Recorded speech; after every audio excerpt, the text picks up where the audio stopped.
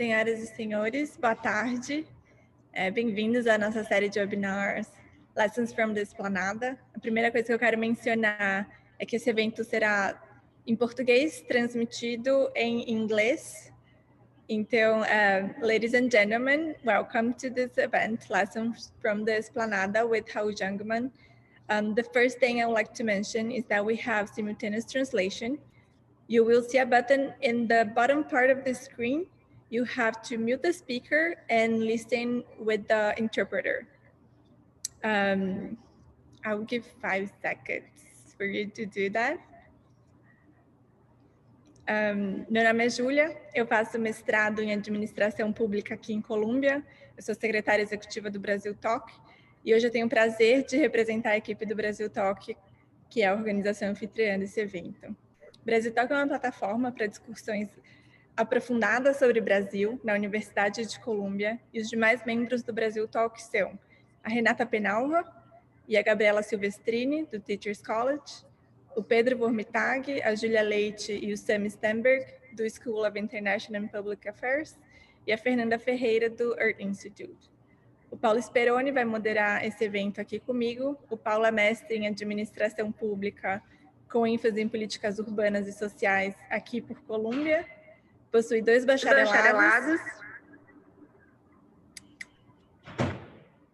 Relações Internacionais pela PUC e Ciências Sociais pela Fundação Getúlio Vargas. Ele trabalha na Prefeitura do Rio, gerindo projetos do antigo programa UPP Social, que articulava políticas públicas nas comunidades ocupadas por UPPs, atuando assim do lado da prevenção, no campo mais amplo da segurança pública. Antes de descrever a palestra de hoje, eu quero agradecer aos nossos 2 parceiros de longa data por tornarem esse evento possível, o Institute of Latin American Studies, da Columbia University, e a Fundação Lehman. Esse evento faz parte do programa Brasil on Campus, que é um programa de engajamento feito por estudantes para estudantes, voltado para alunos brasileiros da Universidade de Colômbia, Harvard, MIT, Oxford e Stanford, com apoio da Fundação Lehman. Além de eventos como o que teremos hoje, os participantes do Brasil on Campus também poderão se candidatar para a rede de líderes da Fundação Lehman, após a formatura. Caso ainda não tenha inscrito, iremos compartilhar o link com vocês após esse evento. A série Lessons from the Esplanada foi concebida para trazer insights de ex-ministros brasileiros sobre os desafios e oportunidades para o nosso país nessa década. Hoje vamos discutir questões relevantes sobre políticas de segurança pública, o papel da prevenção e investimento em inteligência na diminuição do crime, e eu tenho o prazer e a honra de apresentar o nosso convidado, o ex-ministro de Segurança Pública, Raul Jungmann. O ministro Raul Jungmann não só foi ministro de Segurança Pública no governo do ex-presidente Temer, mas também foi ministro de Defesa do Temer e ministro do Desenvolvimento Agrário e ministro de Política Fundiária do ex-presidente FHC. Ele tem uma carreira brilhante que inclui, além dos seus papéis como ministro e deputado federal por Pernambuco em 2003, 2007 e 2015, a presidência do IBAMA e do INCRA. E, além disso, ele é do meu estado favorito, Pernambuco, grande país, Pernambuco. Ministro, o senhor foi o primeiro e único ministro em segurança pública no Brasil e comemorou durante a sua gestão o início das quedas de assassinatos no país, em 2018. Após 2 anos de queda, os assassinatos voltaram a crescer em 2020. Segundo o Fórum Brasileiro de Segurança Pública, uma pessoa foi assassinada a cada 10 minutos no Brasil nesse primeiro semestre, 7% a mais do que o mesmo período no ano passado. O SUSP, Sistema Único de Segurança Pública, que foi aprovado durante a sua gestão em 2018 e tinha o potencial de ser a base da inteligência para a diminuição do crime no Brasil, ainda não entrou em vigor efetivamente. Antes de entrarmos nas nossas perguntas, o senhor pode comentar brevemente o cenário de segurança pública no Brasil hoje, no início da década? Remembering that we have simultaneous translation, so if you can press a button that is below the Zoom account, mute the speaker and choose the interpreter in English. Vocês podem fazer as perguntas em Q&A em português e inglês e nós vamos traduzir aqui. You can ask the questions in English and Portuguese and we will translate. Ministro, é com o senhor. Muito obrigado, Júlia. eu quero dar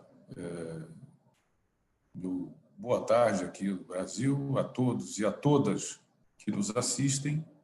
Agradecer muito esse convite do Brazilian Talk e também da Fundação Lehman e do Instituto of Latin American Studies, da Universidade de Colômbia. Agradecer também a presença do Paulo Vasconi. Dizer que eu fiquei, Júlia, muito feliz e até um tanto ansioso na expectativa de poder conversar com vocês. Então, eu vou procurar aqui fazer uma exposição que terá 3 momentos. No primeiro momento, eu pretendo abordar a questão da segurança pública da perspectiva do Brasil, hoje, atualmente. Em segundo lugar, fazendo uma projeção, digamos assim, para a América do Sul. E, ao final, algumas considerações dos impactos, dos efeitos desta questão a nível Brasil e América do Sul, no que diz respeito aos Estados Unidos. Começando pelo Brasil, eu vou abordar 5 pontos. Mas antes, eu queria dizer que a minha abordagem ela será uma abordagem autoral. O que eu quero dizer com isso? É que eu vou, a partir da minha experiência como ministro da Defesa, mas também como ministro da Segurança, trazer os pontos que eu considero chaves para essa questão da segurança pública no Brasil. Isso, portanto, quer dizer que eu não abordarei todos os pontos. E reconheço que existem pontos muito importantes que eu aqui não estarei abordando, porque, pelo fato da segurança pública ser alguma coisa extremamente complexa e multitudinária, ela talvez requeresse muito mais tempo para poder abordar tudo. Então, eu gostaria de dizer que a minha abordagem é uma abordagem específica a partir da minha visão, como 12 anos que eu passei na Comissão de Segurança Pública e Combate ao Crime Organizado da Câmara de Deputados e depois, como disse a Júlia, como o único ministro na área da segurança. O primeiro ponto é o seguinte, e tem a ver com a Constituição brasileira. Nós tivemos 7 constituições do Brasil. A primeira, no Império, em 1824. A última, a 7ª, em 1988, a Constituição de 88. Em nenhuma dessas 7 constituições, e isso eu considero um fato central daquilo que a gente quer aqui trazer para vocês, o poder central, no Império, ou seja, na República, ele foi atribuição do poder central. Ou seja, nunca nas nossas constituições a questão da segurança pública foi responsabilidade do governo central, seja o atual, seja no passado. Isso nos leva a 2 conclusões. Não tendo atribuições constitucionais, então, o governo da República não tem não existe um sistema nacional de segurança pública. Eu sei que isso pode causar uma certa espécie, mas é a verdade. Nós nunca tivemos um sistema nacional de segurança pública. E se não tivemos um sistema, também nunca tivemos, desde a nossa independência, uma política nacional de segurança pública. Então, repetindo, nunca foi atribuição constitucional de nenhum governo federal ou governo da República a segurança pública. Tampouco tivemos um sistema, tampouco tivemos uma política nacional de segurança pública. Se alguém tem alguma dúvida, vá lá na nossa Constituição Federal, no artigo 144, onde está a arquitetura do sistema, e você vai ver essencialmente o seguinte, no caput, né, do artigo 144 está dito isto, que a segurança pública é dever do Estado, direito e responsabilidade de todos. E, em seguida, há uma descrição dos órgãos que cuidam da segurança pública. Né? Pelo lado federal, só 2 órgãos cuidam da segurança pública, que é a Polícia Federal e a Polícia Rodoviária Federal. A Polícia Rodoviária Federal cuida da fiscalização de 70 mil quilômetros de rodovias federais. E a Polícia Federal cuida de alguns tipos penais, contrabando, drogas, crime contra a União, mas isso não é segurança pública. Quem cuida de segurança pública são os estados. Para vocês terem uma ideia, segundo os dados do último Anuário Brasileiro de Segurança Pública, do Fórum Homônimo, dos 95 bilhões gastos no ano passado em segurança pública, apenas 11 bilhões e 700 foram gastos pelo governo federal, 77 bilhões foram pelos estados. Então, fica claro que o esforço fiscal para fazer segurança pública é dos estados. Além disso, por exemplo, quem cuida de homicídio é a Polícia Civil Estadual, a Polícia Militar Estadual, o Ministério Público Estadual e o Judiciário Estadual. Não há órgão federal, a não ser excepcionalmente, né, que cuide de crimes, por exemplo, de repercussão internacional ou crimes contra autoridades públicas, por assim dizer. Então, fica claro que o Brasil não tem responsabilidade do governo central, não tem sistema, tampouco tem política. Alguém pode dizer, mas escute, não existem planos de segurança? Sim, nacionais. Existem muitos planos de segurança. Qual é o problema do plano de segurança? Imagine que o Paulo amanhã se torna ministro da Justiça ou da Segurança Pública. Se ele passar 3 semanas, o plano vai durar 3 semanas. E o Paulo também pode durar 4 anos. Se o Paulo, competente, como acredito que é, durar 4 anos, o plano vai durar 4 anos. Se passar 3 meses, durará 3 meses. Não há essa política, não é? E aqui eu faço um parênteses. Nos 10 meses que nós passamos à frente da segurança pública, nós fizemos passar no Congresso Nacional o Sistema Único de Segurança Pública, exatamente fechando esse buraco, fechando essa falha. Essa falha, né? Então, deixamos o SUSP como lei, portanto, é um sistema nacional, né? E também deixamos uma política nacional de segurança pública. Fechando parênteses, eu quero dizer que o atual governo não implantou o SUSP, porque nós não tivemos tempo de implantar, apenas deixamos ele legalmente constituído, e uma política. E faço aqui uma questão importante de dizer. Quem começou essa ideia do SUSP foi um grande amigo meu, Luiz Eduardo Soares, antropólogo, que foi secretário nacional de Segurança Pública e que saiu do governo. Então, isso foi meio para a gaveta, ainda no governo Lula, foi ressuscitado por outro grande amigo meu, que é o Zé Eduardo Cardoso, que era o ministro da Justiça da presidente Dilma. E nós concluímos essa tarefa. Portanto, isso foi uma coisa que começou lá atrás e que nós concluímos. E a gente tem que reconhecer aquilo que foi feito anteriormente, porque estamos no debate público e a verdade, hoje mais do que nunca, é muito importante não relativizar a verdade, não fazer fake. Prosseguindo, então, esse é o primeiro ponto central. Nenhum Estado pode fazer isso. Então, imaginem vocês. Um dos exemplos dos problemas criados com relação a isso é que, por exemplo, nós não temos, eu costumo dizer que a segurança pública no Brasil é o reino da obscuridade. Por quê? Porque nós não temos estatísticas sólidas, por assim dizer, a nível federal. Basta ver os números do sistema prisional, que eu vou falar daqui a pouco, ou mesmo o número dos homicídios e outros mais. O que existe são esforços da sociedade, como o Anuário da Segurança Pública, como o Atlas da Segurança Pública e outros mais que são feitos. Mas o governo federal, ele próprio, não detém de maneira sólida, de maneira confiável, dados e informações. Por quê? Porque não tem responsabilidade. E quem coleta os dados são os estados. Aí vocês podem imaginar a dificuldade de fazer uma política pública sem informações fidedignas, nacionais, sobre o problema. Fica muito difícil. O segundo dos pontos tem a ver com a questão da juventude. É duro dizer isso, e traz tristeza, mas o motor de grande parte da violência no Brasil hoje está na juventude, eu diria, sobretudo na juventude vulnerável. O que é a juventude vulnerável? É um jovem de 15 a 24 anos que está fora da escola, não tem trabalho, a família é desestruturada, geralmente a mãe é chefe da família, e ele é preto, ele é pobre, ele tem baixa renda e pouca escolaridade. E por que eu digo isso? Porque quando você olha para dentro do sistema prisional, você vai ver que 55% dos que estão lá presos são jovens, são pretos, são pardos, são pobres, não é? O que é uma forma claramente de mostrar como a nossa segurança é racista, como ela é seletiva no que trata a respeito dessa juventude. Então, nós precisaríamos ter o quê? Um programa nacional voltado para essa juventude, para dar um sonho a eles, para dar a mão a eles, para fazer com que eles se sintam importantes e não invisíveis, como eles são. Né?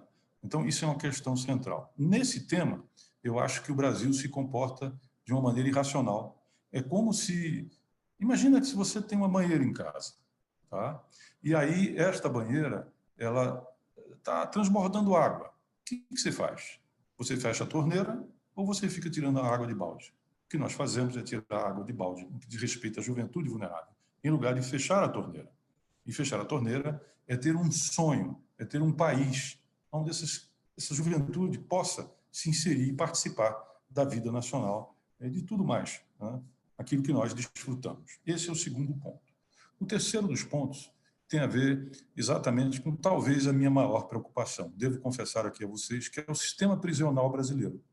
O sistema prisional brasileiro tem aproximadamente 1.500 unidades. 1.500 unidades. A sua totalidade, à exceção de 5, 6, são públicos. Pois bem, essas 1.500 unidades prisionais, que lá está a terceira maior população prisional do mundo, só perdemos para os Estados Unidos e para a China, que cresce 8% ao ano, que são 862 mil apenados, que daqui a 3 anos será uma Porto Alegre, aproximadamente 1,5 milhão. Todo esse sistema, repito, que é estatal, ele é controlado por facções criminosas. Quando eu deixei o Ministério da Segurança, para vocês terem uma ideia, existiam 70 facções criminosas que dominavam o aparelho prisional brasileiro. Isso quer dizer o quê? Que um jovem, na hora das vezes, infelizmente, preto, pardo, pouca educação, fora da escola, sem trabalho, se ele era preso com uma pedra de crack, ou com uma... He was caught E with a lembrando, cracked stone acho que and tem alguém com reminded you here. o microfone aberto. There's someone here with an open microphone. Então, retomando. Então, se esse So going garoto... back, if this boy, Deixa eu só interromper você, Tamara. Você está traduzindo o ministro aqui na sala principal. Deixa eu só te mover para intérprete para você começar a traduzir. Obrigada. Mil desculpas, ministro. Okay. Nada, sem problema. Voltando. Então, imagine que um jovem é preso com uma trouxa de maconha ou com uma pedra de crack. Bom, se trata de um delito pela nossa legislação. Mas ele, porque ele não tenha antecedente criminal, não foi preso com arma, ele não tenha nenhum crime violento, né, na sua ficha, e ele vai para dentro do sistema prisional. O que acontece lá dentro?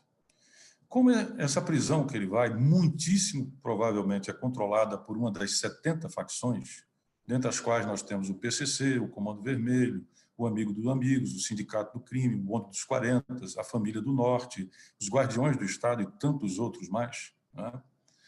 Ele, para sobreviver, precisa se filiar, precisa da proteção de uma facção dessa. Bom lembrar que essas facções todas surgiram dentro do sistema prisional. Todas essas facções. Portanto, o sistema prisional brasileiro é o home office do crime. Imaginem vocês.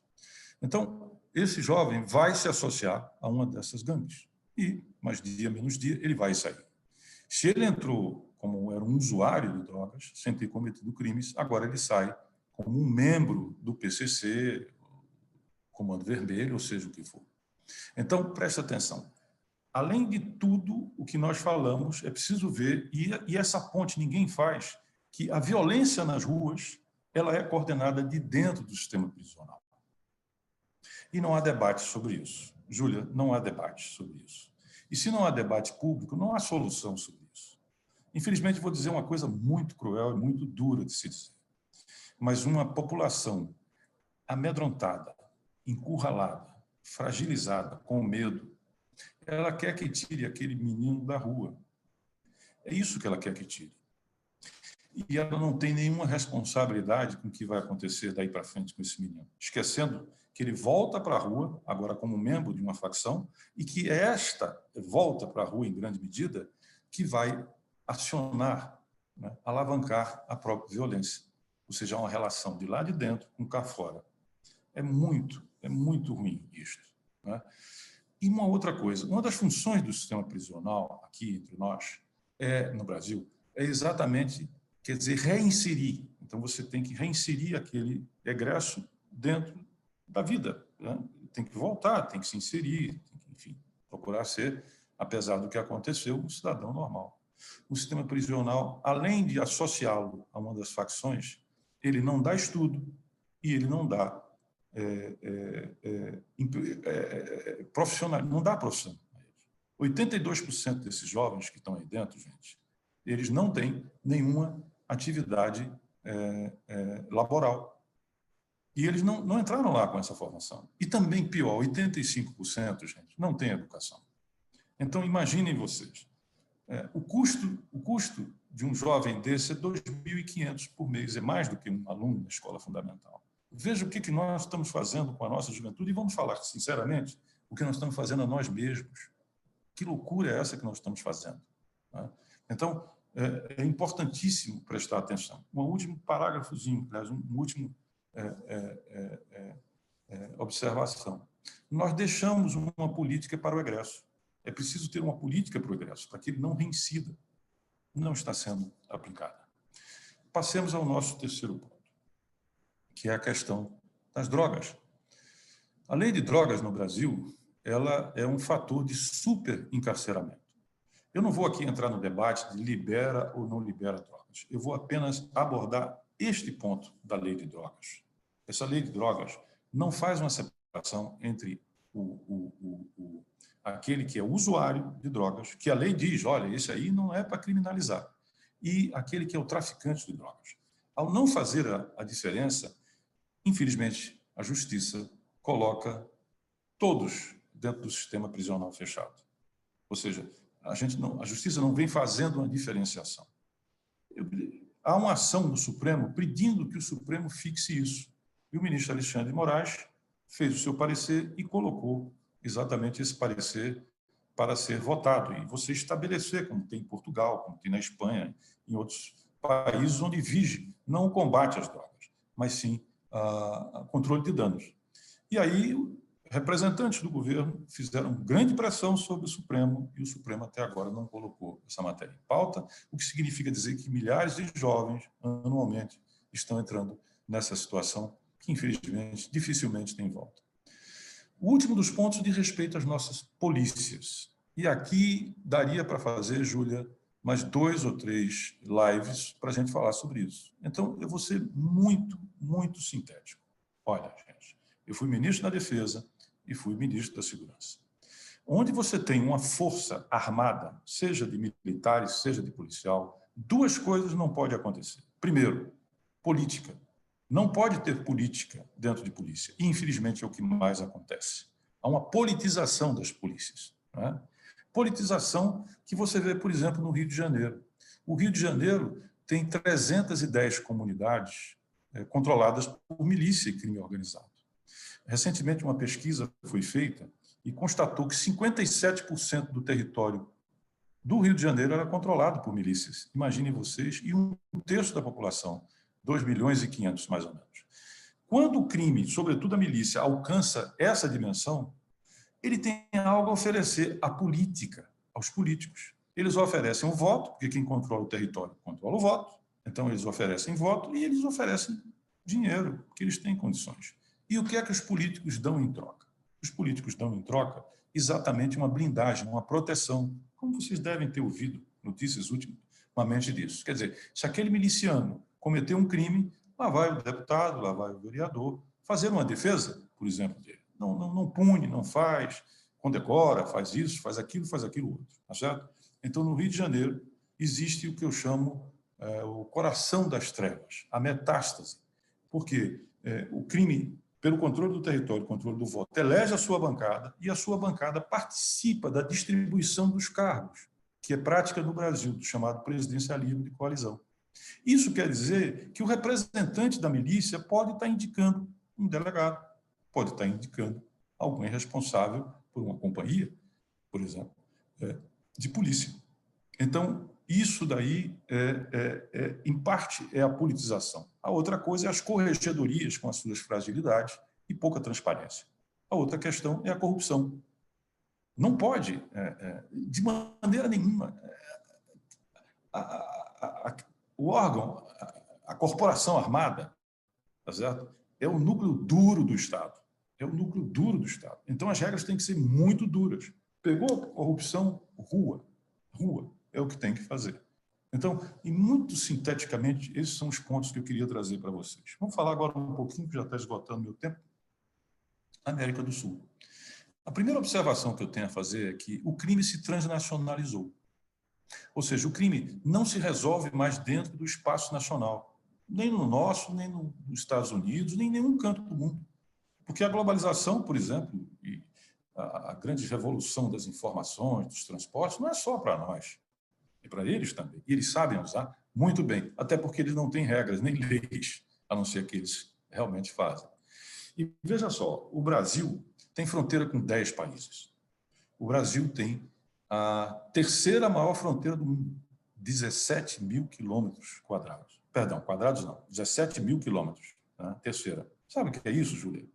Então, eu vou convidar você e o Paulo para fazer um voo comigo. Vamos voar?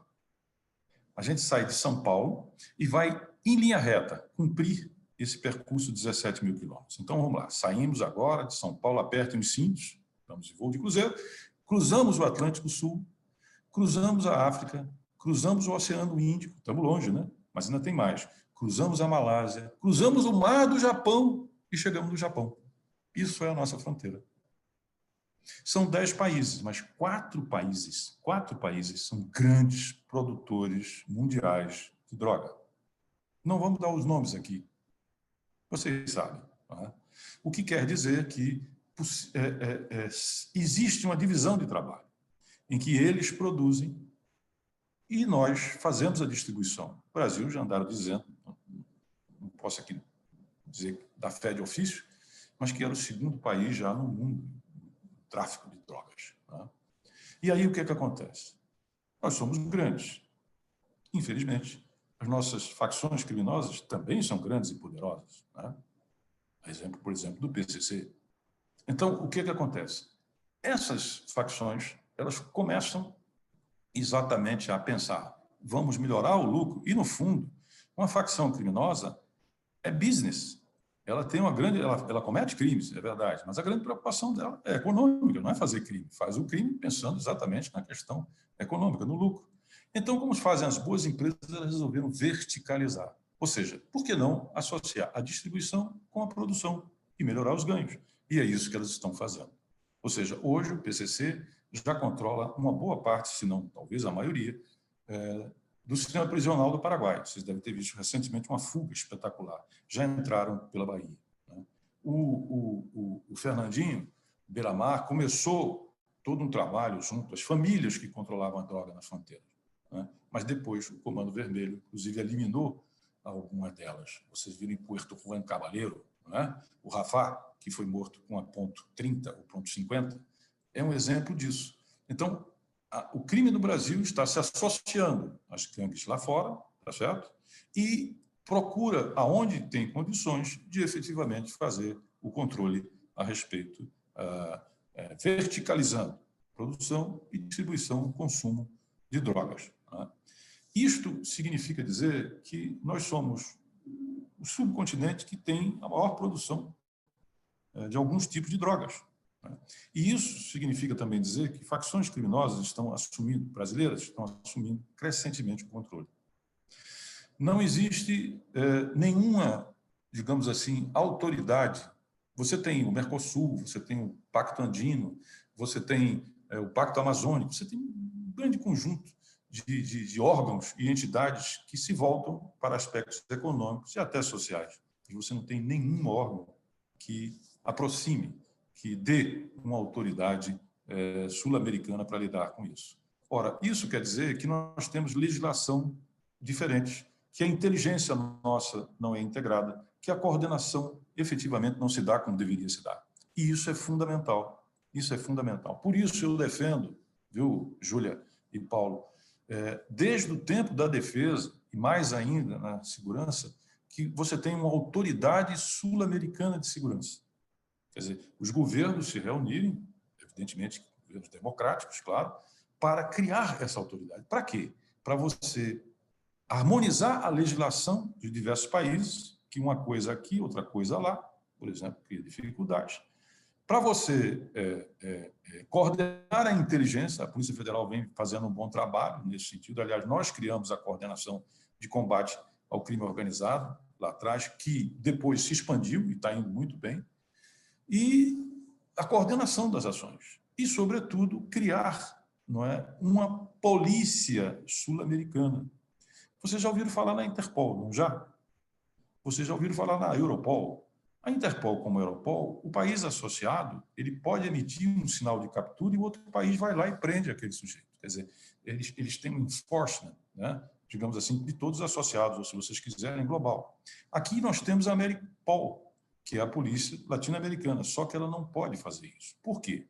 Porque ela foi fundada por polícias e não por países. E só se o presidente daquele país, ou seu representante, que é o ministro das Relações Exteriores, tem uma carta de Estado para fundar. Então, o nosso trabalho vem sendo de refundar isso. Nesse momento, eu estou aqui na Organização dos Estados Ibero-Americanos. E o meu trabalho aqui é exatamente desenvolver um observatório sul-americano de segurança, que visa cuidar disso. Levantar informações, ver estatísticas, autênticos buracos negros que nós temos a esse respeito, fazer estudos, white papers, exatamente para a troca de informação e, quem sabe, gerar um clima que nos possibilite ter uma autoridade sul-americana e uma Ameripol que tenha realmente a capacidade de enforcement legal. Estados Unidos, finalizando. Ora, tudo isso, evidentemente, que tem um grande impacto nos Estados Unidos, né? Por uma razão muito simples. É o principal país, é o principal mercado em termos de consumo de drogas, né? Só que os Estados Unidos, durante o governo Reagan, apostou numa chamada guerra ou combate às drogas. E isso, efetivamente, não vem dando certo. Com toda clareza, eu acho que essa é uma política falida. Acredito muito mais naquilo que chama-se de controle de danos, que vem sendo tocado por outros países, citei dois aqui, que é o caso do Uruguai, que é o caso da Espanha, mas existem outros países, Noruega, por aí afora, enfim, que estão tocando com muito melhores resultados. Mas os Estados Unidos é o país que lidera e continua, de certa forma, dando as cartas nesse sentido. Então, enquanto não mudar essa política americana, na verdade, ele vai ser o grande estuário. Vocês estão vendo o que acontece no México, né? O grau que eles colocaram as Forças Armadas lá dentro, e isso resultou no que tal. Então, é importantíssima a consciência nos Estados Unidos, tá certo? Desta situação que eu procurei aqui escrever, e de que, se você não toca, tá certo, na questão da juventude vulnerável, se você não toca na minha nêmese, que é o sistema prisional, reforma das polícias, e também na questão das drogas, não há combate de droga, não tem dinheiro, não tem orçamento, não tem quem dê conta disso. Ok, gente? Então, em linhas gerais, com desculpa, acho que eu me excedi uns 5 minutinhos antes, começou 5 minutos tarde, acho que fiquei dentro. Era isso que eu queria transmitir a vocês. Agradeço muitíssimo essa oportunidade, mais uma vez, e fico aqui à disposição de quem queira trazer qualquer questionamento. Muito obrigado. Ministro Jungmann, muito obrigado pela sua fala inicial, uma verdadeira aula. Acho que não só eu, mas todo mundo que está escutando aprendeu muito com a sua fala. Bom, boa tarde a todos. Boa tarde, Júlia. Eu queria começar a nossa rodada de perguntas voltando ao primeiro ponto que você trouxe, a questão da atribuição constitucional do governo federal, a não atribuição, né, constitucional do governo federal à segurança pública, o que fica muito claro quando você olha para o orçamento, né? Você trouxe alguns números, né? Olhando para o orçamento, 85% do orçamento de segurança pública no país é gasto pelos estados, 9% pela União e apenas 6% pelos municípios. E você citou uma série de pontos de melhoria, né? A gestão dos presídios, o investimento em inteligência, o fato do crime estar sendo internacionalizado hoje em dia e também a questão do debate das leis das drogas no país. Eu queria fazer uma pergunta com duas frentes. Primeiro, eu queria entender, levando em conta esses pontos que você levantou e a sua experiência enquanto ministro de Segurança Pública, até onde o governo federal pode auxiliar os estados, o que mais ele pode fazer nesses temas que a gente levou. E aí, depois, eu queria pegar a sua experiência como especialista no tema e perguntar: será que essa divisão de atribuições é a melhor para o Brasil? Há espaço para a gente refinar essa divisão entre prerrogativas do Estado, governo federal e municípios? Porque a gente tem outros modelos mundo afora, né? Aqui nos Estados Unidos, as cidades gerem as forças policiais. Você tem países na América Latina que é um modelo mais federal, né? Unificado, centralizado no poder, na União. Queria entender se você acredita que realmente, para a gente solucionar os nossos problemas e as novas dinâmicas, você tem a gente vai conversar à frente das milícias, que também estão se espalhando pelo Brasil afora. Será que esse é o melhor modelo para a gente? Então, ficam aí as duas perguntas. Olha, Paulo, sem a menor sombra de dúvida, esse modelo é um modelo falido. Vou te dizer mais. Esse modelo infla a violência. Esse modelo alastra a insegurança. Esse modelo está na base da insegurança que nós vivemos. Ou seja, esse modelo é absolutamente disfuncional. No Brasil só se discute, Paulo, repressão. Se você prestar atenção, aonde você viu no debate público reforma do sistema prisional? Aonde você viu no debate público discussão sobre essa juventude vulnerável que eu falei aqui, não é certo? E outros temas mais. Então, se não há debate, há um veto, uma interdição, por assim dizer, também não existem soluções no espaço público. Então, a minha resposta é muito clara. Esse sistema ele é um sistema falido e essa divisão do trabalho entre o poder central e os estados, anteriormente no Império, as províncias, ela é absolutamente incompetente para dar conta deste problema. Não tenha a menor sombra de dúvida, por aí não vamos a lugar nenhum. Só vamos agravar o que já é gravíssimo e que nós vivemos na pele, que é o medo, que é o terror. Quando eu disputava voto, Paulo, que eu ia na periferia, que é onde está o povo, em grande medida, pedir voto, eu chegava lá de noite, porque de noite é a hora que você fala com o povo para pedir voto, porque o resto do tempo ele está, enfim, tem que sobreviver, tem que trabalhar. As pessoas lá estavam todas atrás das grades. Elas falavam com a gente, porque a casa era gradeada, a janela era gradeada, a vendinha da esquina era gradeada. O povo já está preso, de medo. Acho que isso diz tudo. Muito bom, obrigado. Bom, enquanto carioca, eu não podia deixar de falar sobre milícias hoje. Eu acho que o Ian Caos também, que está nos assistindo, fez uma pergunta, então vamos juntar o interesse de quem está aqui e quem está em casa nos assistindo. Enfim, a milícia, né, por meio da lógica de controle dos territórios, combinada muitas vezes com a atuação dentro da política institucional, elas vêm ganhando cada vez mais corpo. E elas já são uma ameaça relevante hoje em dia para a segurança pública.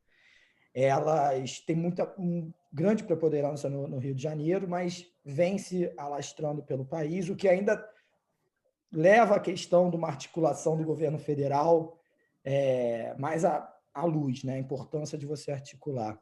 Eu queria primeiro que, como a gente tem alguns participantes, alguns membros da nossa plateia que não são do Brasil, se você pudesse explicar um pouco do que é o fenômeno das milícias e você, depois de explicar o que quais são as estratégias, na sua visão, para combater esse novo inimigo?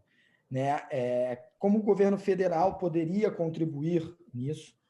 Em qual medida o combate às milícias ela se dá para além do enfrentamento, mas também no âmbito da política, porque é o que diferencia eles dos outros modelos de crime organizado que a gente viu na nossa história. Então, se você puder dar mais uma aula sobre esse tema para a gente, seria de muito bom grado. Obrigado. Olha só, Paulo. As milícias surgem. Antes disso, você tinha exatamente, por exemplo, a Escuderie Lecoq.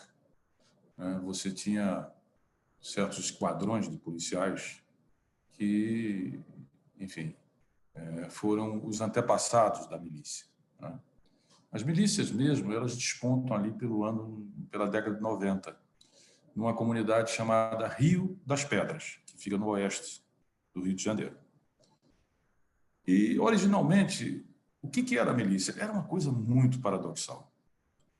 Era formada por policiais da ativa ou da reserva, e, aliás, continua sendo, em larguíssima medida, que iam fazer a defesa da população contra os criminosos.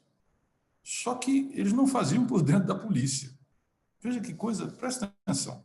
Policiais que, por fora das suas corporações, portanto, fora do controle das corregedorias, seja o que for, não tinham que obedecer a lei algum, tá certo? Eles faziam a defesa da população. Por quê? Porque os policiais não conseguiam fazer essa defesa. Tu percebeste o paradoxo? Então, se eles eram policiais, deveriam fazer essa defesa e responder pela segurança dentro das suas corporações. Como as corporações não davam conta, eles tinham familiares, geralmente começou assim, as milícias tinham familiares naquelas comunidades, eles então se organizaram para pôr para fora os traficantes e os bandidos. Agora, isso muitas vezes coincidia com a eliminação de bandidos e traficantes. Né? E isso, no início, foi, inclusive, saudado. Eu me lembro de ex-prefeito do Rio de Janeiro, que dizia que as milícias eram do bem, até o próprio presidente da República, atualmente, já andou dizendo isso também, falando que a milícia era mal compreendida, etc. E tal. E elas foram crescendo, elas foram se ampliando e tal. Quando elas se ampliam, elas percebem que elas podem, digamos assim, ter outros lucros, outras fontes de renda. E ela começa a explorar o quê? O gás, tem que passar por ela. O chamado GatoNet, que é a TV fechada, tá certo? A questão, por exemplo, da laje. A laje é aquela parte de cima da casa, né, de concreto, que muitas vezes o proprietário quer fazer uma extensãozinha, uma puxada no primeiro andar, tem que passar por eles. Né? O lixo tem que passar por eles. Tá certo?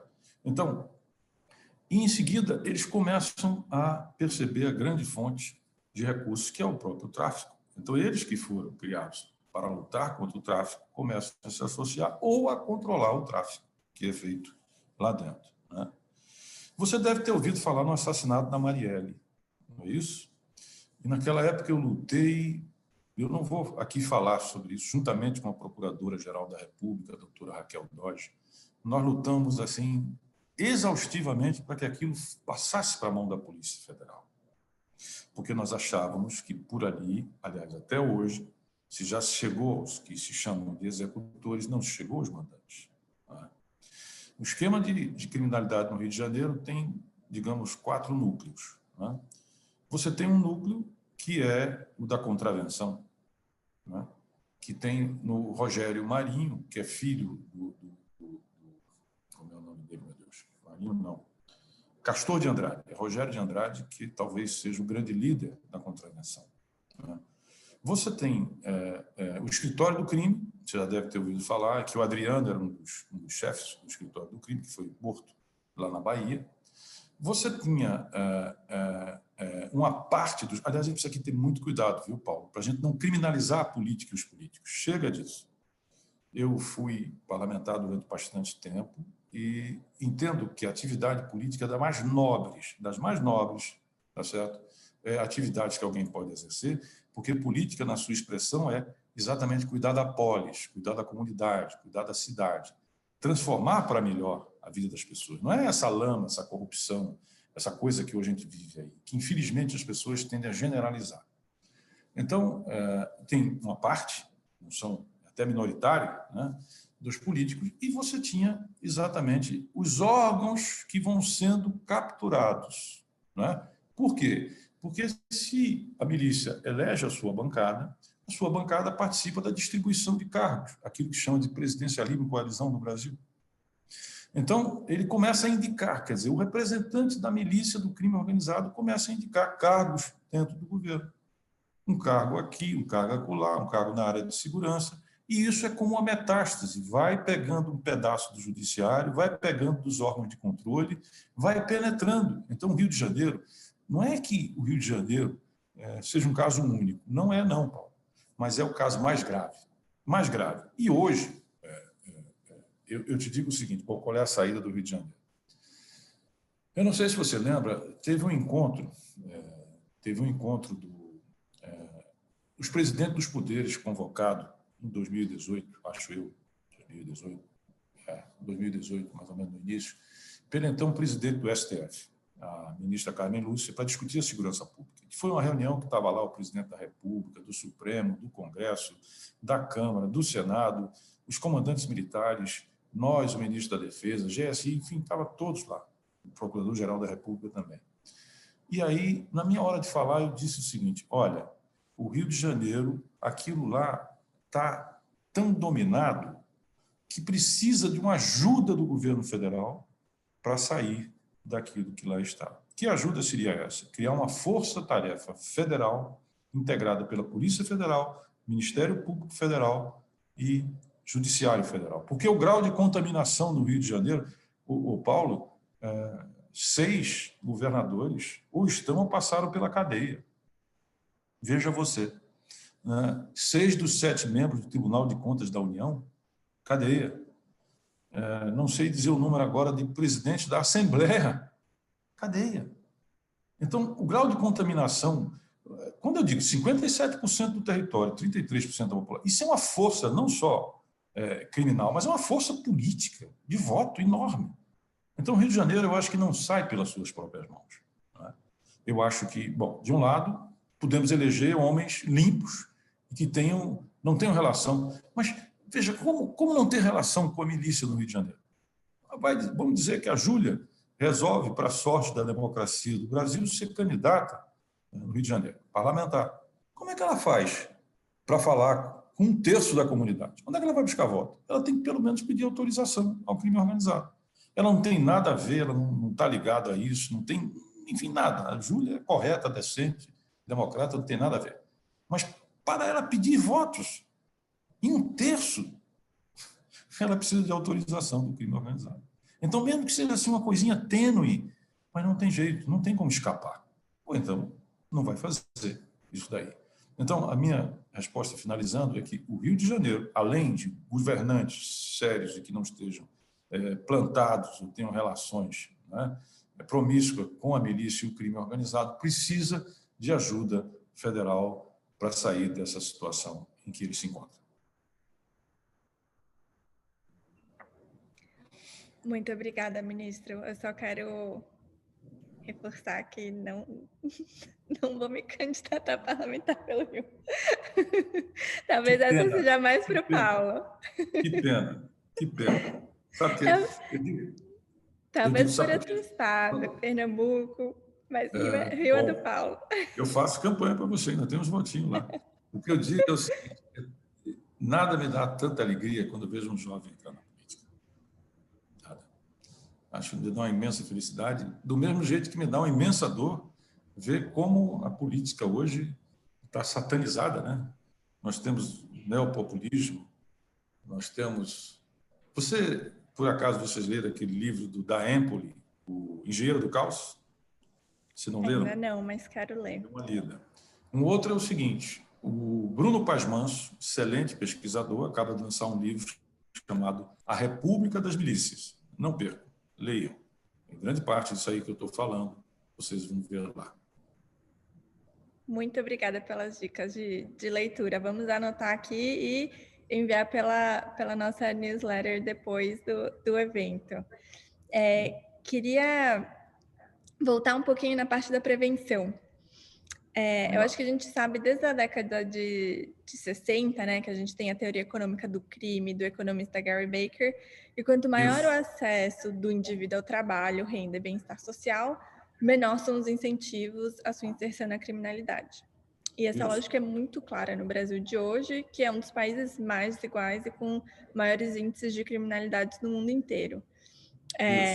No nosso país, a violência e o crime eles têm alvos certeiros, que é a juventude periférica, muitos dos quais nem estudam nem trabalham, que foi o que você comentou, né? Eu acho que, inclusive, em outro evento você tinha comentado que a gente sabe onde essas pessoas estão. Então, você tem 50% dos crimes em 150 cidades no Brasil. Então, você sabe onde atacar com prevenção, e eu acho que vale ressaltar que, de acordo com o Fórum Brasileiro de Segurança Pública, em 15 anos, a proporção de negros no sistema carcerário cresceu 14%, enquanto a de brancos diminuiu 19%, o que mostra um racismo no sistema de segurança, sistema prisional brasileiro.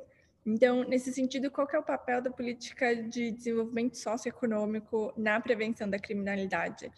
Como que a gente promove essa atuação conjunta entre a segurança pública e as outras pastas de Estado, a fim de reduzir os índices de criminalidade? Você teria exemplos de políticas transversais que são eficazes, já implementadas, ou que o senhor gostaria de ver implementadas no solo brasileiro? Eu fico pensando, porque no fim a prevenção acaba caindo na pasta de segurança pública, mas não sei se é a melhor pasta para executar esse tipo de política. Queria ouvir um pouquinho da opinião do senhor. Boa pergunta, Júlia. Olha só, uns anos atrás, faz um bom tempinho, eu conheci uma experiência que foi feita em Roraima, quando ela era prefeita, acho que ainda é prefeita hoje, a Tereza Jucá. O que foi que ela fez? Ela fez um censo. Tá bom que Boa Vista é pequenininha, comparado com as nossas metrópoles. Mas ela fez uma coisa muito interessante, Júlia. Ela fez o seguinte, falando de prevenção, né? Ela fez um censo da juventude vulnerável. Como ela fez isso? Ela simplesmente mandou pesquisadores de casa em casa, fez um censo na cidade. Chegava lá, batia na porta, isso aqui tem jovem? Tem. Qual é a idade? 15 a 24, por aí, alguma coisa. Está na escola? Não. Opa. Está trabalhando? Não. Opa. Ali tinha um jovem que, em tese, estaria em condições vulneráveis. E aí, o que ela fez? Em cima disso, ela colocou o que chama-se de mancha criminogênica, ou seja, onde você tem uma concentração de crimes e delitos. E ela começou, então, a fazer toda uma relação que gera as gangues, os conflitos e aqueles jovens. E aí ela pôde alocar os recursos, né? E ela integrou, criou um conselho de secretarias para exatamente trabalhar preventivamente com essa meninada. E ela conseguiu excelentes resultados. Quando eu estava no governo, eu então falei o seguinte, olha só, gente, eu pedi uma reunião com os ministros da Saúde, da Educação, da Cultura, Esportes e tal, e falei exatamente para ele desses 11 milhões de 100, alguns chamam de nem escola, nem trabalho, eu chamo de 100. Bom, eu digo, olha, gente, 50% dos homicídios no Brasil, que tem mais de 5 mil municípios, estão concentrados em 132 municípios, ok? 132 municípios concentram mais da metade ou a metade dos homicídios do Brasil. O que eu peço a vocês? Eu não peço R$1. R$1. A única coisa que eu peço a vocês é o seguinte, que vocês priorizem dentro do seu programa da educação, dentro do seu programa da saúde, dentro do seu programa de esporte, de cultura, priorize a juventude nestes 132 municípios. Percebeu? Percebeu? Quer dizer, isso é um programa setorial, claro, tá certo? Não tenha dúvida. Mas que ele tem um impacto, você imagina, metade dos homicídios no Brasil, que acho que esse ano voltam à casa dos 50 mil, né? Péssima notícia, mas é isso que nós estamos vendo, já está em 27 mil, não é, no primeiro semestre, então, a continuar assim. E eu acho, não quero ser aqui Cassandra, não quero ser arauto das más notícias, mas um desemprego de 14,4%, né? Desemprego altíssimo, com 10 milhões que estão no desalento. Desalento é uma categoria do IBGE que é aquele que deixou de procurar emprego, né? E talvez, né, com as dificuldades de continuidade do auxílio emergencial, a tensão social vai subir, desemprego alto. E outra coisa, eu li uma reportagem outro dia na Folha de São Paulo que nunca o desemprego na juventude esteve tão alto. Então, percebe? É um quadro seríssimo. Não há nenhuma política do atual governo para isso. Nenhuma. Juro, não é uma questão de ser oposição ou ser governo, é porque não existe. Então, o que você teria que fazer? Você teria que criar uma Câmara, reunir todos esses ministérios da área social. Porque, veja, Eu tenho o território, são 132. E eu tenho a população, são jovens, de 15 a 24. Casa os dois. Hoje a gente tem condições de fazer isso tranquilamente, tranquilamente. A expertise, dado, informação, para você chegar nesse garoto. Júlia, para você chegar nesse garoto. E aí o que você faz? Simplesmente prioriza aí dentro e trabalha de forma integrada. Não houve tempo de desenvolver isso, mas eu acho que é uma coisa factível de você fazer. Então, se nós continuarmos tirando a água da banheira de balde sem fechar a torneira, infelizmente, a gente não vai efetivamente adiante. A mesma coisa, essa lei de drogas, que a gente tem que modificar, tá certo? E nós temos que... E se não fizer isso, Júlia, vai continuar o sistema prisional sendo home office do crime organizado, ok? E não há... Porque a discussão é aquilo que eu disse, é mais colete, mais bala, né? Mais polícia, mais isso. Preste atenção. No início, a gente falou aqui que caiu em 2018. Mas eu disse, olha, não fomos nós no governo federal os grandes atores. Quando você está no debate público, você tem que procurar primar pela honestidade. Eu poderia dizer, olha, fomos nós, caiu, há uma década que não cai. Eu nunca falei isso. Tive, inclusive, uma discussão com o ministro Moro, que mais adiante, justificadamente, procurou chamar para o governo federal. E eu falei, olha, não é. Porque isso não foi programado, não foi planejado, e a gente não tem ferramenta, como eu disse aqui. Polícia, Ministério, é estadual. O dinheiro é dos estados. Como é que nós temos? Agora, eu ajudei, procurei ajudar. A gente pode ajudar, pode complementar. E, sobretudo, que é a outra questão, né? Nós deixamos um Conselho Nacional de Segurança Pública. Lá estavam todos os atores que se envolvem com isso. E o SUSP, ele prevê que isso seja replicado nos estados, os conselhos, para que a comunidade e os órgãos envolvidos trabalhem conjuntamente, e o município também. Isso não foi implementado, isso foi para a gaveta. Então, é uma outra resposta. Quer dizer, o Estado precisa se integrar, o Estado precisa se coordenar e o Estado precisa ter políticas para modificar a questão referente à juventude, à droga do sistema prisional e, claro, polícias também. Não é? Aliás, uma outra coisa, o SUSP tem uma corregedoria nacional para exatamente supervisionar a corregedoria dos estados, que seria uma grande contribuição a esse respeito. Né? E, infelizmente, a gente não está vendo isso. O que a gente está vendo é o quê? Flexibilização de porte e posse de armas. A Polícia Federal disse que só esse ano, eu posso estar enganado quanto ao número, houve um crescimento já sobre um número grande, acho que no ano passado, de 120%. Distribuir arma para a população não é política de segurança. Não é política de segurança, de forma alguma. Não é por aí. O Daniel Cerqueira tem um estudo que ganhou, inclusive, o prêmio no BNDES, que ele fez sobre o Estado de São Paulo, o estudo é sobre o Estado de São Paulo, em que ele chega à conclusão de 1% a armas, mais 2% de homicídios. 77% dos homicídios no Brasil são praticados com arma de fogo. 75, 77. Tá? Então, fica claro que aí a gente tem que ter um programa de controle. O governo afrouxa tudo isso e promove mais liberação de armas. Eu acho que o efeito disso vai na contramão da segurança e da redução da violência.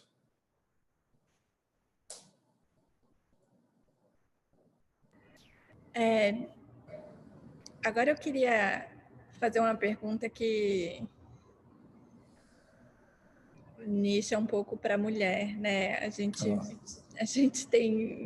está acompanhando o caso da Mari Ferrer, e quando você vai olhar os dados no Brasil, você tem uma mulher assassinada a cada 2 horas. Quase 90% desses assassinatos são feitos pelos seus parceiros. Quase 70% são dentro de casa. Você tem 250 mil mulheres que sofreram violência doméstica em 2018. 66 mil que foram estuprados. Você tem que quase 70% foram estupro de vulnerável, então crianças menores que 14 anos ou mulheres sem condição de resistir. Uma mulher ou criança foi estuprada a cada 8 minutos no Brasil, todos isso são dados de 2018. 50% tinham menos de 13 anos. E aí você tem que menos de 10% desses casos de estupro são reportados. Então, esses números são muito piores. E dos que são, não existem dados oficiais, mas juristas estimam que menos de 1% dos perpetuadores sejam presos. Então, como que a gente trata a diminuição da violência contra a mulher no Brasil? Porque quando você olha para a legislação não me parece tão falha. Você tem feminicídio e estupro como crimes hediondos no país, mas ainda assim as pessoas não parecem ser presas. Então, para você, o que está faltando? Esse quadro que você fala diz muito sobre nós, homens brasileiros. Diz muito sobre nós. Quando, às vezes, poucas vezes, que eu fui chamado a falar sobre esse tema, eu digo que a primeira forma de opressão foi da mulher pelo homem. Essa é a primeira forma. E a raiz disso tudo é que os homens são companheiros das mulheres, mas são também seus algozes, são seus algozes. E aí é uma questão de fundo, que passa pela educação, essencialmente. Por enquanto que os homens não entenderem que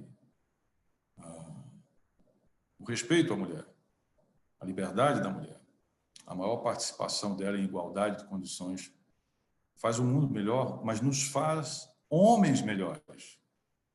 Respeito à mulher, respeito à sua liberdade, à sua dignidade, nos fará homens muito melhores do que nós somos hoje, e eu tenho muita vergonha disso, do que nós somos hoje. Passando em outro plano, eu acho que as nossas políticas até aqui, elas têm sido tímidas. Os instrumentos também têm sido tímidos. Nós acabamos de ver um caso aqui vergonhoso. Surgiu a figura do estupro culposo. Não sei se vocês viram isso, uma jovem que foi, inclusive, humilhada por um advogado e que foi estuprada e o estuprador foi absolvido. Então, isso é um traço, Júlia, cultural profundo. Na raiz, isso se principia, não é, pela educação, não é? Uma educação que induza o respeito à mulher. E, evidentemente, também, num sentido mais amplo, uma cultura que respeite. Em segundo lugar, nós temos que ter, para aqueles que se desviam, uma mão dura, não é? Uma legislação e, sobretudo, polícias. E aqui vai, não é, uma questão central. Nossas polícias são machistas. Nós também somos. É preciso reconhecer isso. Mas a eles cumpre a aplicação da lei. Então, isso passa também por um processo formativo das nossas polícias, por ampliação das delegacias das mulheres. Isso passa, talvez, por revisões em termos, eu digo talvez porque eu acho que eu não sou um especialista nisso, mas deve ser também por mudanças que se venha a fazer aí. Então, eu acho que educação, não é,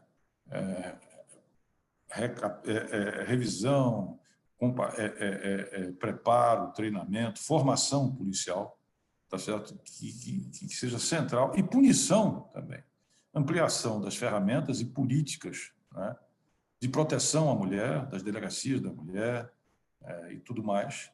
Mas isso não é só, acho que o judiciário também entra nisso, né?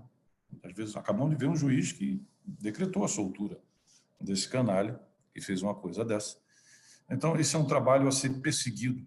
Eu tenho um amigo meu, que já não está aqui entre nós, né? Vilmar Faria, que ele dizia que para mudar o mundo a gente precisa de 3 coisas, Julia. Primeiramente, ter um senso de indignação. Se você não tem um senso moral de indignação, não tem jeito. O que é um senso moral de indignação? Dizer, isso não está certo, eu não concordo com isso, isso é desumano. A gente tem que ter esse senso de indignação. Em segundo lugar, a gente tem que ter razão. Ou seja, o problema, muitas vezes, ele aparece de uma maneira durante a indignação moral. mas as bases dele é preciso analisar, estudar e apresentar uma saída racional. E a terceira das coisas, a gente não é muito bom nisso, nós brasileiros não somos muito bons nisso, que é perseverança, persistência, manter isso. E isso implica uma coisa fundamental, que é mais ampla, mas nesse caso é mais grave: transparência nas informações.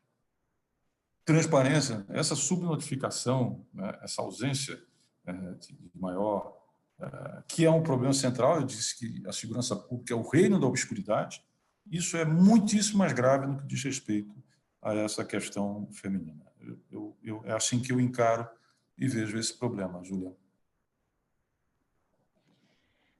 Bom, ministro Jungmann, antes de abrir aqui para a plateia, que já está jogando várias perguntas interessantes, eu queria finalizar nossas perguntas falando um pouco de movimentos de reforma nas polícias. Aqui, recentemente, aqui nos Estados Unidos, a gente teve uma série de protestos capitaneados pelo movimento Black Lives Matter, e veio novamente à tona o debate sobre o cortes no financiamento das forças policiais.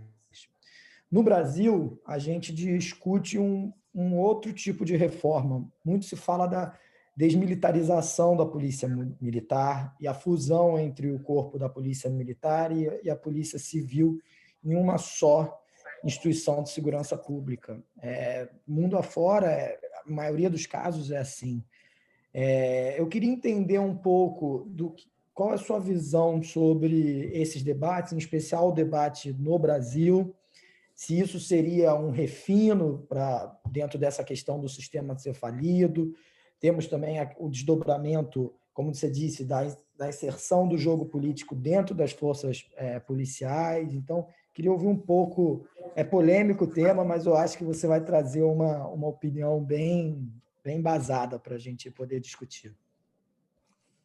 Desculpe, eu fiquei um pouquinho confuso. A sua pergunta central, só o início, por favor. Não, então, aqui nos Estados Unidos falam do corte de investimento nas polícias. No Brasil se fala da desmilitarização. São dois debates, mas... Vamos lá. Um amigo meu muito querido, que é o Luiz Eduardo Soares, que é antropólogo, tem uma vasta obra, foi secretário adjunto de Segurança Pública no Rio de Janeiro, governo Garotinho, foi secretário nacional de segurança, é uma figura extraordinária a esse respeito. Ele é a favor da desmilitarização. Tá certo? Eu acho que... Eu concordo com ele, mas não vejo no horizonte chances de uma medida como essa passar. A desmilitarização representaria... As nossas polícias foram formadas, tá certo, para defender o Estado, se você quiser as autoridades, se você quiser a elite, e não para cuidar da sociedade. Quer dizer, todo mundo fala de uma polícia comunitária, de uma polícia em que na ponta, né, o soldado, seja quem for, ele seja um gestor da segurança, que conheça a sua comunidade, que seja próximo, que tenha confiança, né? Eu tive em Medellín para ver o trabalho que eles fizeram, e você tem uma polícia lá que é respeitada. Tá? Eu senti isso, eles acompanharam, eu vi isso. Como também você tem um projeto intertemporal de investimento em comunidades, em melhoria da sua autoimagem e muitas outras coisas que não caberia aqui falarmos a respeito, mas que vem dando certo. Então, mas eu não vejo, honestamente, até o Luiz coloca isso como um tema central, e eu entendo, mas eu digo, isso é emenda constitucional. Né? E o lobby, ou seja, a força hoje dentro do Congresso Nacional, dessa bancada, sobretudo da bancada policial, eu diria que a gente tem que procurar outras alternativas, né? Fortalecimento das corregedorias, melhoria de treinamento desse pessoal, despolitização, não é? Você ter um método mais que tem um contraditório, mas não pode ser tão longo, por exemplo, de tirar os maus elementos dentro da polícia e, sobretudo, essa coisa da despolitização. Então, essa questão da militarização, eu entendo conceitualmente, mas eu não vejo horizonte para ela até onde a minha vista alcança. E lembro, eu tive 3 mandatos de deputado federal. E eu não vejo... Você tem que ter 305 votos entre 513. Não vejo, são 3/5. Honestamente. Né? Honestamente, a esse respeito. Eu, por exemplo, me envolvi na grande... fui coordenador nacional daquele daquele referendo sobre desarmamento. E nós perdemos, e perdemos feio, tá certo? Então, outra razão, isso é um outro debate, não vamos discutir aqui agora. Então, hoje eu tenho uma noção, digamos assim, se me permite, a esse respeito. Quanto à questão da fusão, aí eu acho, de novo, o Luiz Eduardo Soares propõe que você hoje tem um modelo de polícia que é o mesmo do Rio Grande do Sul ao Amapá, passando por Rondônia. Não é? Então, talvez não fosse necessário, talvez você pudesse flexibilizar isso. Sim, uma outra coisa, quanto à desmilitarização, há um problema dificílimo de ultrapassar junto aos policiais. Isso por quê? Porque eles, em princípio, deixariam de ter a previdência que é similar à previdência dos militares. Então, aí você tropeça no bolso e nos interesses, né, deles de uma maneira assim intransponível. Como resolver isso? Tá certo? Então, eles realmente, mesmo militares que possam querer mudar, têm dificuldade. A outra coisa é no que diz respeito a essa questão da fusão. Eu confesso a você que o Brasil, acho que tem mais 5, 6 países, Burundi, não sei o que e tal, que tem uma polícia, a polícia de ciclo incompleto. O que é isso? A polícia militar, ela cuida basicamente o quê? Do policiamento, da repressão, do policiamento ostensivo, não é isso? E a polícia civil cuida, a polícia judiciária, né? Isto não existe no mundo. Então, talvez, eu acho que a fusão é algo para ser muito bem pensado. Pense você que São Paulo hoje tem o quê? 90 e tantos mil policiais militares e uns, sei lá, 50, uns 40 mil policiais civis. Como seria essa força toda integrada? Eu acho que o caminho melhor é você ter uma polícia de ciclo único, ou seja, que a polícia militar ela possa, digamos assim, fazer exatamente o termo, né? O chamado boletim de ocorrência, ela iniciar o processo, ela não precisa, digamos assim, fazer todo o processo, o ciclo, digamos assim, da polícia judiciária. Mas é uma loucura. Um estado como, por exemplo, Minas Gerais, tem 700 e tantos municípios, a PM está em todos deles, mas a Polícia Civil não está em menos de 1/3. Então, por exemplo, se uma patrulha só tem uma numa cidade, 2 garotos brigam, um passa um canivete no outro, ela vai rodar 50, 100, 250 quilômetros para achar uma delegacia aberta, por exemplo, no fim de semana. Isso não faz sentido. Esse pessoal poderia fazer esse termo de ocorrência e avançar um pouco no sentido de integrar essas polícias, né? Aí há uma questão inteiramente não racional. Há um desperdício, há um retrabalho, se você me permite, que não faz sentido. Tá certo? Mas a Polícia Civil é violentamente contra isso. Não aceita isso, de maneira nenhuma. Ela entende como uma perda de autoridade. Eu fui relator de uma PEC que criava o ciclo único. Eu fiz 12 debates no país. Se você visse o grau de conflito entre a Polícia Militar e a Polícia Civil, você não acreditaria. Você não acreditaria no que eu vi. E eu vi isso em todos os estados. Mas muito, muito, muito difícil e conflituosa a relação entre elas, né? Então, é evidente que isso é um problema, e aí eu diria, melhor, do meu ponto de vista, em lugar de fazer essa fusão, né, você ter um ciclo único, polícias de ciclo único, que fizesse um papel ostensivo, repressivo, mas também fizesse parte, não digo toda, da parte, digamos assim, judiciária.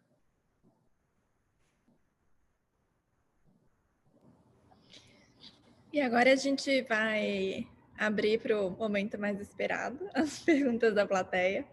E a gente vai começar com uma pergunta da Gabriela Silvestrini.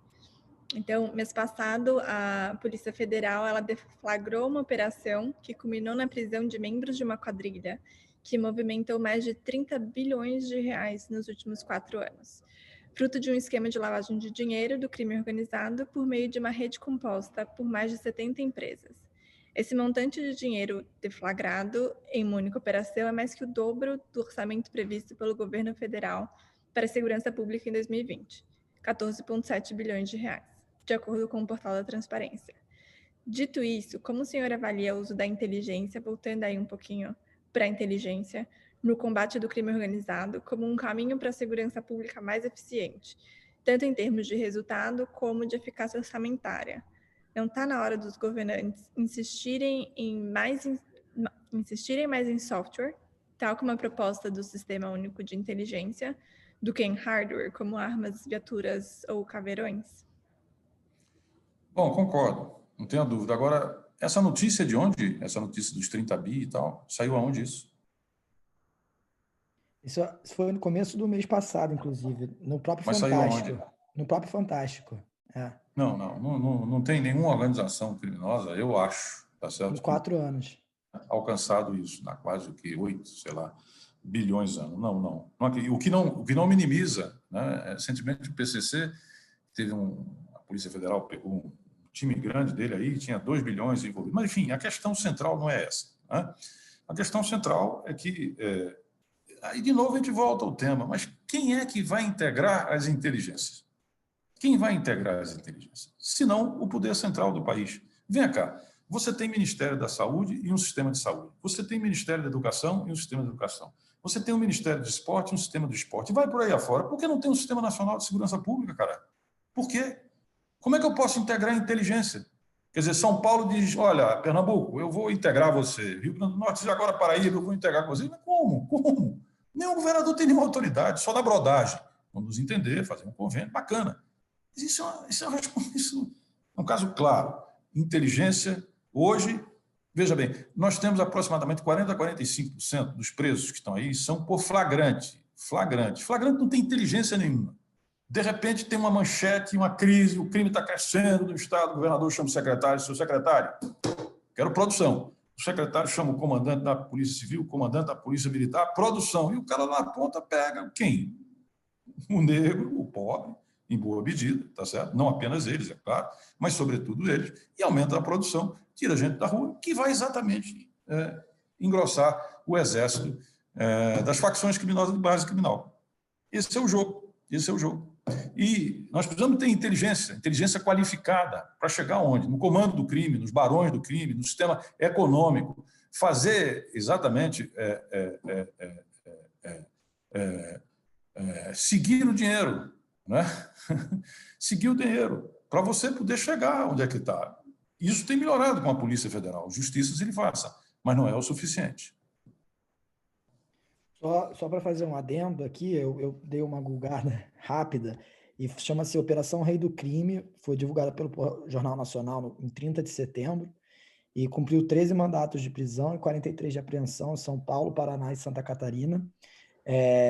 Os criminosos usavam uma rede de postos e distribuidoras de combustíveis para lavar dinheiro, um esquema que movimentou 30 bilhões de reais nos últimos 4 anos.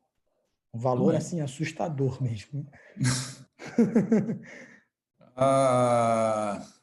Relatório de inteligência, já tem um tempinho aí, em 2018, dava conta que o PCC, a caixa dele, um dos caixas dele ficava no Paraguai, que eles transferiam por mês para lá de 80 a 100 milhões. É isso aí. Ministro, você, na sua última fala, comentou, né? Você é muita produção, na verdade, você está fazendo um processo seletivo para essas facções. E aí eu entro aqui na pergunta da Renata Penalva. A Lei de Execução Penal fala da obrigatoriedade de se desenvolver atividades profissionais com os detentos e egressos, para garantir a reinserção ou inserção no mercado de trabalho e a ressocialização dessa população. O senhor comentou que isso não acontece, e ela comenta que existe uma iniciativa dos escritórios sociais, mas que enfrentam muitas barreiras, como estigma e dificuldade de criar parcerias com empresas. Quais são as propostas ou caminhos que você acha viável para essas políticas de ressocialização? Quão prioritárias são as ações de ressocialização para o senhor? Nós não temos pesquisas recentes sobre reincidência. Elas são antigas, mas as antigas dão um grau de reincidência entre 40% a 70%, que é um atestado, firma reconhecida da falência do sistema prisional brasileiro, ok? O que foi que nós procuramos fazer? Construir junto com o Gustavo, que era o ministro dos Direitos Humanos, uma política nacional voltada para o egresso. Porque se ele sai de lá não teve educação, não teve profissionalização. Ninguém quer ele, que ele agora está com estigma, ele veio do sistema prisional. Então, o que resta para ele, em grande medida? Cometer delitos, infelizmente, voltar para o sistema prisional. Beleza? Né? Beleza não, tragédia. Então, nesse decreto, a gente diz o seguinte, que toda e qualquer licitação do governo federal, acima de um certo valor, 300 mil, uma coisa assim, as empresas, e isso gradualmente, né? As empresas contariam pontos para a empresa que participasse da licitação se ela aderisse a um programa para os egressos, ou seja, fazendo educação lá dentro para eles ou empregando eles cá fora. Então, esse é um decreto que está vigindo. E, Júlia, é uma primeira ação, por assim dizer, mas, infelizmente, isso não vem sendo devidamente cumprido. Existe, no meu estado, Pernambuco, uma Rosa Guareche, igual a Guareche, que é uma coisa assim, ela tem uma cadeia de fast food, não me lembro do nome. Todo o pessoal dela é de egresso. Moleques lá, meninas e tal, de egresso. Sabe, ela ganha seguidamente prêmio de qualidade e de produtividade. Percebeu? Então, ou bem nós vamos dar uma chance a esse pessoal, ou bem nós estamos, de novo, empurrando para que ele prossiga naquela sua vida. É isso. E outra coisa. Nós pegamos 90 milhões de reais e demos para o CNJ. Para quê? Para que ele fizesse o censo, a biometria de todo o sistema prisional brasileiro. Nesse mesmo 90 milhões, nós colocamos dinheiro para reforçar os tribunais de garantia, a justiça, tribunal em pequenas causas, e para digitalizar 2 milhões de processos penais. Eu encontrei preso em Fortaleza com 7 anos de prisão e sem ter uma denúncia. Pra você ter uma ideia. Qual é a balbúrdia dentro desse sistema?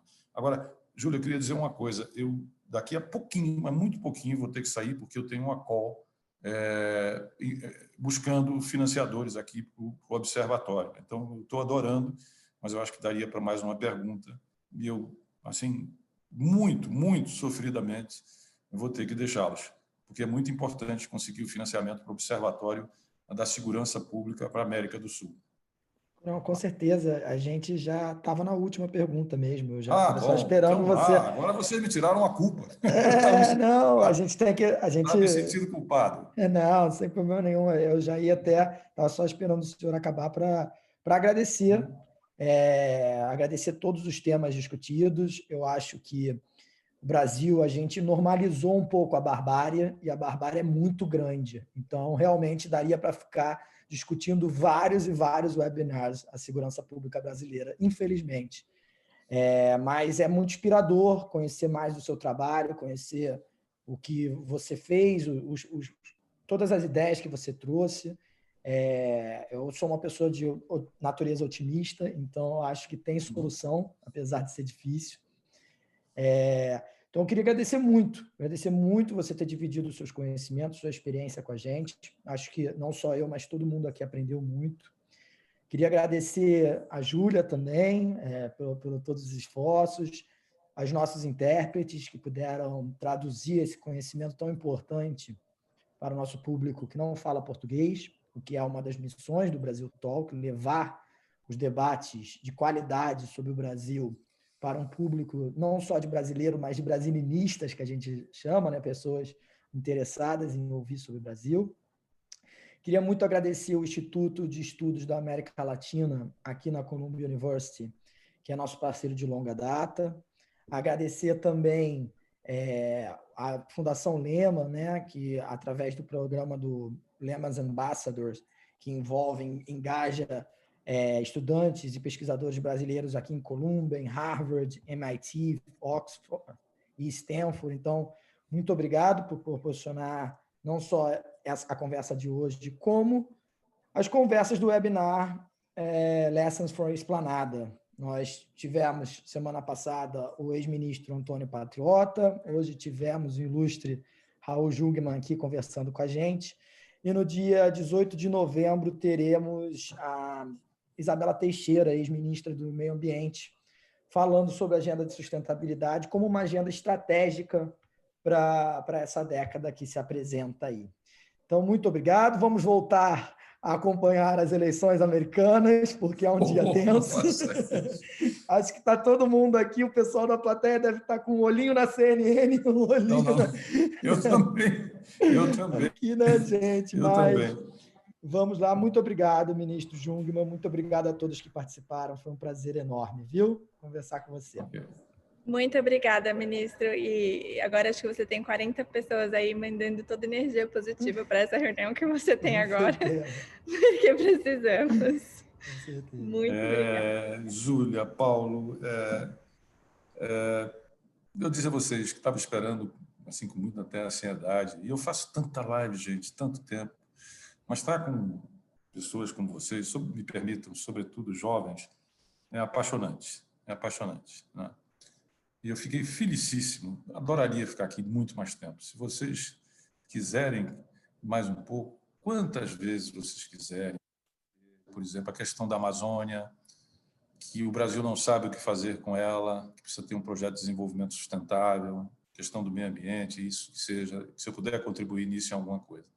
Eu gostaria de me despedir com uma frase de um nordestino, não é pernambucano, mas que eu conheci e não está mais entre nós, mas quero muito bem. Dom Helder Câmara, ele tem uma frase que ele dizia o seguinte: quanto mais escura é a noite, mais carrega em si a madrugada. E a gente não pode deixar de derrotar jamais a esperança da gente, jamais a esperança. E ela é fundamental, a gente já superou outras coisas, nós vamos superar isso. Mas, se me permitem, isso vai estar muito mais sobre o ombro de vocês do que sobre nós, porque vocês são a face dessa esperança. Então, um beijo enorme para todos vocês, até uma próxima vez. Adorei. E também obrigado às nossas tradutoras e àqueles que estão nos ouvindo. Obrigado, um grande abraço.